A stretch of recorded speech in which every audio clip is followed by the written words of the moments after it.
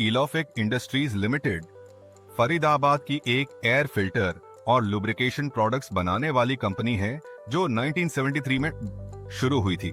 एक छोटी सी manufacturing unit के रूप में शुरुआत करने वाली ये कंपनी आज इंडिया की एक अच्छी पहचान वाली फिल्ट्रेशन ब्रांड बन चुकी है।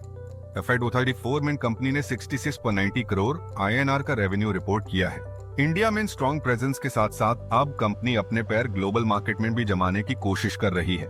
लेटेस्ट डेटा से पता चलता है कि इलोफिक एक्टिवली अपनी प्रेजेंस USA, UK और यूरोप जैसे मार्केट्स में बढ़ा रही है।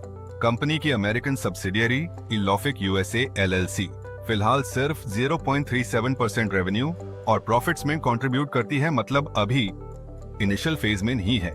लेकिन जब एक्सपोर्ट्स का एनालिसिस किया गया तो देखा गया कि USA से $31.27 मिलियन का एक्सपोर्ट होता है, जबकि बाकी दुनिया से सिर्फ $2.37 मिलियन का। ये क्लियरली दिखाता है कि कंपनी USA मार्केट को एक मेजर ग्रोथ अपॉर्चुनिटी के रूप में देख रही है। लेकिन हाँ, ग्रोथ के साथ कुछ चैलेंजेस भी होते हैं।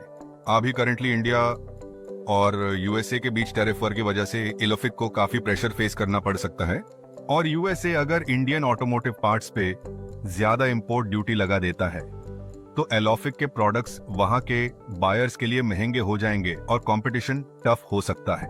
हाँ, शॉर्ट टर्म में इंपैक्ट लिमिटेड हो सकता है क्योंकि इलोफिक USA का ओवरऑल रेवेन्यू में हिस्सा अभी सिर्फ 2.2% है। कंपनी का फॉरेन रॉ मटेरियल पर डिपेंड करना काफी कम है।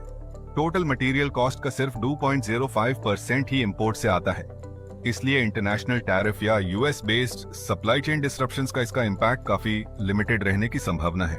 इन सब के बावजूद इलोफिक इंडस्ट्रीज एक ऐसी कंपनी है जो अनलिस्टेड स्टॉक स्पेस में नजर में रखने लायक है।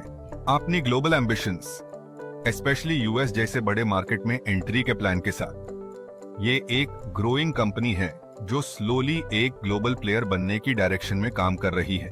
एक्सपोर्ट डाइवर्सिफिकेशन और ब्रांडिंग पे फोकस कंपनी को फ्यूचर में एक स्ट्रॉन्ग पोजीशन में ला सकता है।